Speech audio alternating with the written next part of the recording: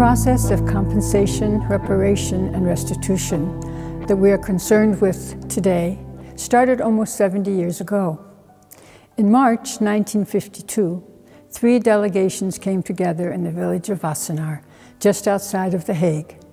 A delegation representing the government of West Germany under the leadership of Chancellor Adenauer, a delegation representing the government of the young state of Israel under the leadership of Prime Minister David Ben-Gurion, and a third delegation, the Claims Conference, led by Nahum Goldman.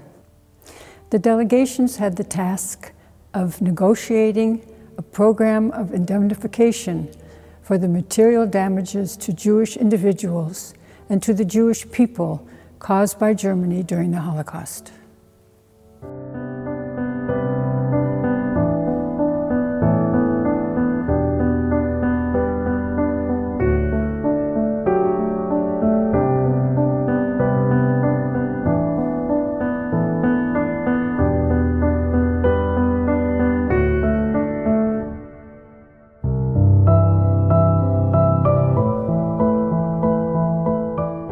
Today, almost 7 decades later, we once again visit Kasteel oud Wassenaar with German historian Hanko Jurgens and Annemiek Gringold, curator of the Dutch National Holocaust Museum, and try to recapture the zeitgeist of the negotiations, to take a look back in history and to reflect on the groundbreaking work that was done by these extraordinary people. Now, being here in this castle, knowing that here in Wassenaar, during the occupation, many of the Nazi occupiers' top stayed here, in this very Wassenaar, and also in this hotel. We know Rauter stayed here and had his dinners. We know Seyss-Inquart stayed here during occupation, so it has this very burdened history as well. What I think is very interesting is that I knew the Luxembourg Agreement very well, but I didn't know that the negotiations were here in Wassenaar.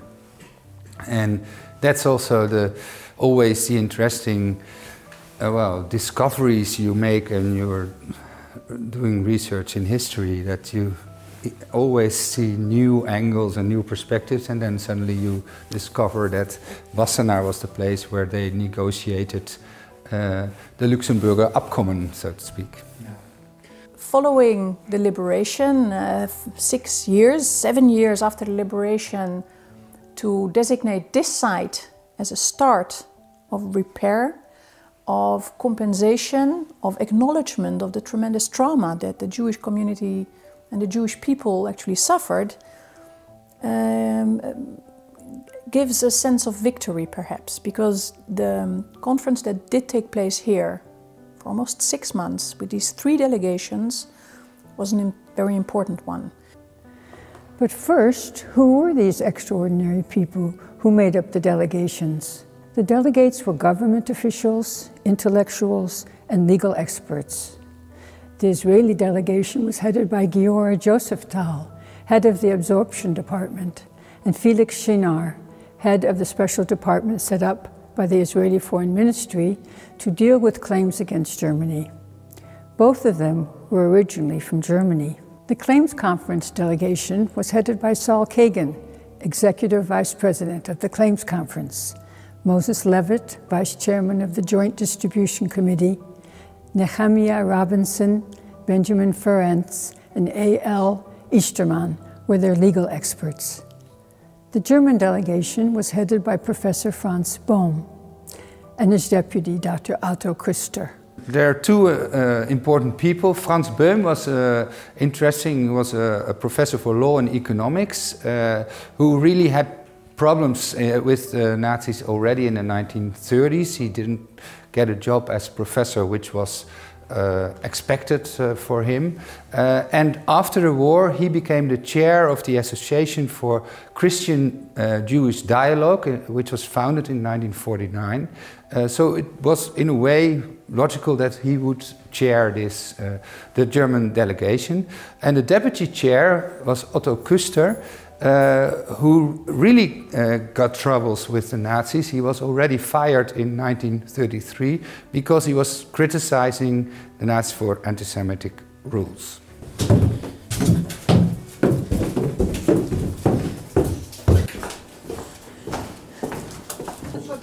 So this is the archive. The boeken, the guest books, are here, and we need March 19th. The reason that we found it so quickly was here's Saul Gan's name. Ah. And I was so happy when I saw it because I realized we found it. So actually here we see the list of the 3 delegations, the Americans, Yes. the Israelis and the Germans. Yes. And they've all registered to be guests in this hotel. And then of course you can see there's police as well. We of course know that the atmosphere between the various delegations, between the 3 delegations, wasn't very good in the beginning. They were very suspicious one of each other. That's correct. So there must have been tents in the air, but there was police as well. It was not logical that this arrangement would be ratified in 1952 by the German parliament, and Adenauer had to depend on the Social Democrats, who supported it all wholeheartedly. Yes. Well, also on the Israeli side, it wasn't the obvious thing to do. I think it was just a very minor majority in Knesset, in Israeli parliament, when Ben-Gurion pleaded, we have to get into negotiations with the murderers of our people. And it wasn't the obvious thing to do because there were factions in the newly born state of Israel, in the Israeli society, that the only thing they could think of was vengeance. As you said, the bomb threats to the negotiating panel of the German side, to Adenauer. There were sections in Israeli society that wanted vengeance on what happened during the Holocaust. It was decided that there would be 2 parallel discussions. Israeli Germany in the morning and the Claims Commission Germany in the afternoon. Both were to be conducted in English. Since most of the Israeli delegation were originally from Germany, most of the Israeli-German discussions ended up being conducted in German. For a period of 6 months, these 3 delegations negotiated precariously on the subject of restitution. For the first time in the history of warfare, a country which had abused and murdered civilians, both its own citizens and those of countries it occupied, agreed to compensate the survivors.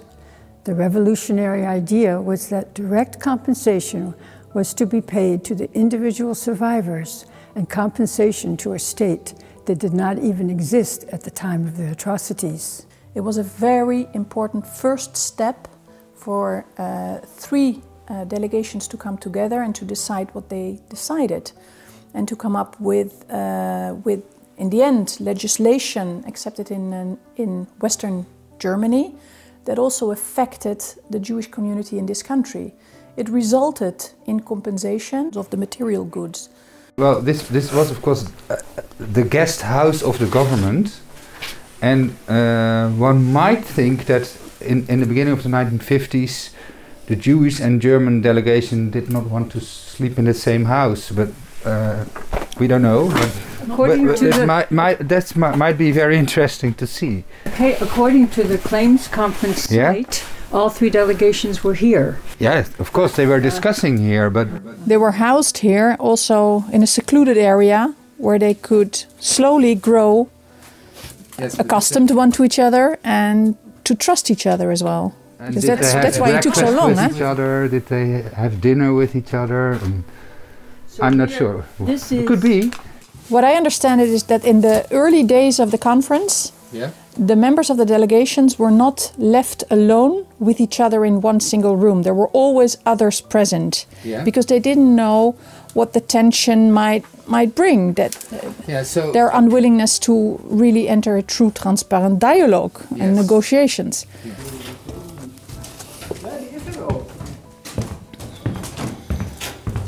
At the beginning of the negotiations in May 1952, a serious crisis developed, and the sides left the discussions following a heated debate regarding the amount to be paid as reparations. As the conference continued through April, May, June, July, and August, the discussions between the delegates developed into a good working relationship. The delegations had met in Wassenaar day and night for months on end, and slowly personal relationships did develop. The delegations from the US and Israel had the impression that the German delegation was there to seek an agreement. One of the things that struck me is that we have 2 delegations here And of course the Jewish delegations, both from the US and the Claims Conference and Israel, of course represent this very traumatic part in the negotiations. They have lost virtually everything and they're representing a people in heavy trauma. And the German delegation, which of course also didn't have the support of the entire country, but they did represent that country of perpetrators. And actually they're coming and sitting at the table negotiating compensation, repairs, was a first step to confront as a nation what responsibility of these crimes meant. It was a first step, as I see it, in a long process of healing, coming to terms with its past, taking responsibility, never to let it happen again. And I think that's what makes this conference very special and very important. It's these two very different groups of people, the perpetrator side during the Second World War, during the Holocaust, and the Jewish victims' representatives coming together, sitting under a roof, sharing lunch, growing trust, and negotiating how to make a better world. Yes. How to repair. I think it's very important that the Germans took responsibility for that. But there are two sides of it, in that sense that it is certainly an initiative of the government, and it's not, perhaps not always shared by the whole society, particularly not in the beginning of the 1950s. But if you look in a long run of post-war history, this first step was of course very important, in the sense that taking responsibility for its own past is of course something which the Germans has done very well in the, until recently particularly. How must it have been for these Germans to sit at a table with these Israelis, with these people from the Claims Conference, and look them in the eye? How must it have been for them? I think there is one important thing. Those delegates were also criticizing the German regime. So, of course, they felt very responsible for what have happened, and it was probably very difficult for them to look them in the eye. But they were not responsible themselves. As individuals. As individuals. And then again, if I think of the Israeli delegates in this room, or the representatives of the Claims Conference sitting here opposite those German representatives, who as individuals perhaps are on the right side of history, but of course they represented the collective German history during World War II. Yeah. They represented the perpetrator side on the negotiating table. I think for the Israeli and for the Jewish representatives from the US, it must have been also very, very difficult to put that first step, to look them in the eye and to share with them all the damage and all the experiences and all the trauma that the Jewish people had suffered. So for both sides, it must have been tremendous, difficult walking in here and starting that dialogue. Yes. But on both sides, and you say because of the individuals selected to represent the German part of the negotiation, on both sides there was the eagerness that something had to be done in order to leave that history behind and start a healing process, really make repairs. Everybody in that room was convinced of that. Saul Gan was one of the chief negotiators from the very beginning, and he worked for the Claims Conference for over 50 years. And on the Claims Conference site, there's a wonderful film with him. It's a very old man looking back, reflecting about his experience. And he speaks specifically about this early period in 1952, when the delegations first came together. And he said that it was a very solemn occasion, that they had the feeling, the Israeli and American delegation, that they were negotiating for souls that were also with them in that room at the same time. But these people, these souls, of course, were not able to be present. And he felt that they felt the weight of these souls in the room at the time the negotiations were started. The legislation that followed this conference, well, you could say that there was room for improvement. It wasn't the best legislation you could imagine, but it was a very important step. And we see that from then on forwards, actually all the way up to today, we are struggling with how you can compensate the suffering that was done to the Jewish people. Until today, there are disputes on looted goods being restituted to rightful heirs.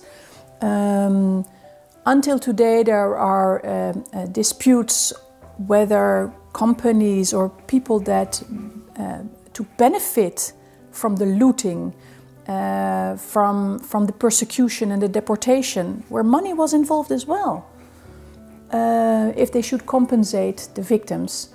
And what you feel today started here back in 1952. The work of the Claims Conference is still going on today. But what's the most important, I think, for me is to think that what can prejudice bring? What can prejudice and hate bring? And you can see from the negotiations and from the history behind negotiations where prejudice and hate can lead. And that's also part of the Claims Conference, that they have an educational program that deals with the education of the Holocaust for the youth. And that's, I think, one of the most important things today.